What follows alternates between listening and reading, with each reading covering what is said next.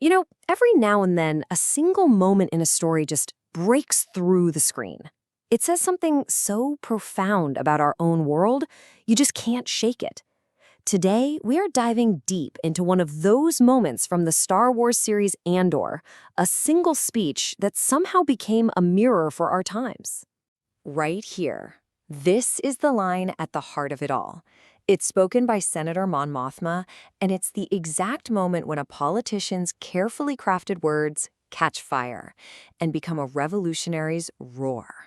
So, to really get why this speech hits so hard, you have to understand the woman who delivers it. Who is Mon Mothma at this point in the story? Okay, so in Andor, Mon Mothma is living this incredibly dangerous double life.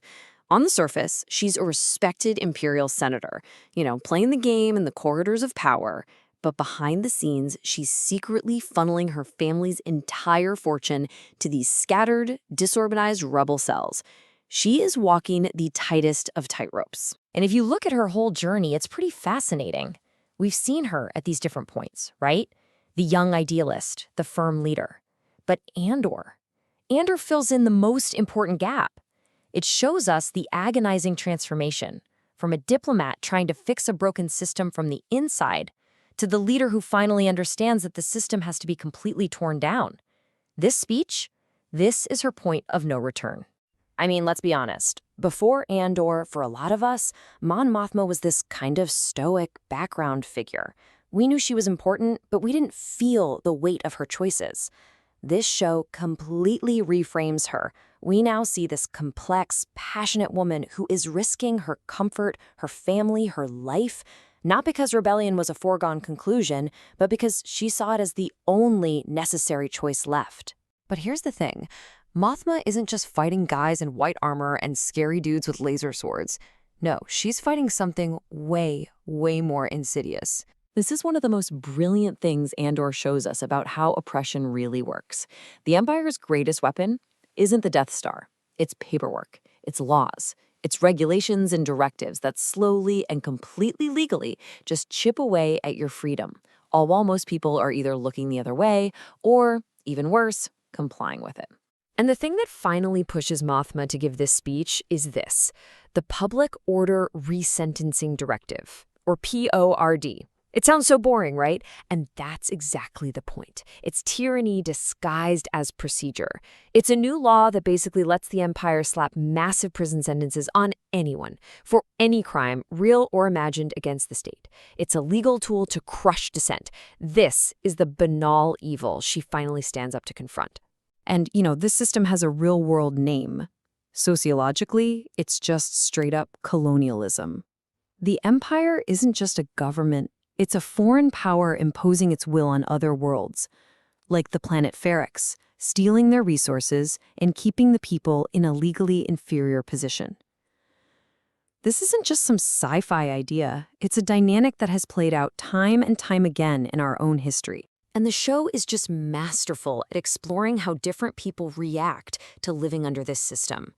You've got someone like Cassian Andor, who's from the working class. He rebels because, really, what other choice does he have? It's about survival. Then you have Cyril Karn, a bureaucrat who doesn't just comply with the system, he worships it with this really dangerous blind devotion. And then there's Mon Mothma, who comes from a place of immense privilege and comfort, but chooses to risk it all to rebel, purely out of moral principle. So, with all that context, what does this one moment, this one speech, actually do for the entire Star Wars story we thought we knew? Well, it pretty much changes everything. This is the moment the rebellion finds its voice, its moral foundation. It's no longer just a bunch of ships fighting other ships. Her speech gives the whole struggle an ideological core. She spells out why they fight, giving this massive political and philosophical weight to all the blaster fights and X-Wing battles we've loved for decades. Okay, think about this famous line from Return of the Jedi. We've all heard it, right? But after you see her struggle in Andor, the personal sacrifices she makes, the constant state of fear she lives in, that line just hits differently. It has this whole new layer of tragedy and weight. We now understand that her entire path as a leader was paved with loss, long, long before those Bothans ever died. And that, right there, is the ultimate impact. Andor grows Star Wars up.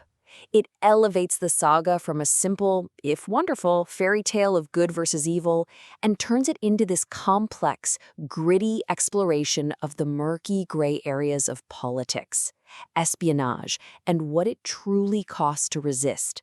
It shows us that heroes aren't just born, they are forged in the fires of oppression. So that's why the speech was a huge deal inside the Star Wars universe. But the really fascinating part of this story is why this fictional moment felt so incredibly real to so many of us watching at home. I mean, almost as soon as the episode aired, online discussions just exploded. People weren't just analyzing the speech in the context of the Empire and the rebellion, they were mapping its words directly onto their own realities. For instance, one Reddit user, this Transportation 30, really zeroed in on that theme of truth, writing that the speech perfectly captured this modern anxiety we have over misinformation and what they called the death of objective reality. Another user, Rust121, expressed a different kind of fear, that the quiet, creeping, bureaucratic authoritarianism we see in the show felt uncomfortably similar to a perceived fragility in modern democracies today. And some people made some very direct, very pointed comparisons. A user named Carlito_Maldito, for example, took Mon Mothma's warning about Emperor Palpatine and explicitly paralleled it with a warning about former President Donald Trump, even using a common nickname to really drive the connection home. And what's really important to understand here is that the reaction was intense, it was personal, and it came from all over. As you can see from just those few examples, many viewers saw their own deep anxieties about the truth, about democracy, reflected in Mon Mothma's words. It turned a fictional Senate chamber into a forum for some very real-world fears. So all of this kind of leaves us with this one last question. The real power of Mon Mothma's speech is that it completely escaped the screen. It's a powerful reminder that the best stories don't just give us an escape, they give us a lens to see our own world a little more clearly. And it makes you wonder, if you were in her position, what would you do?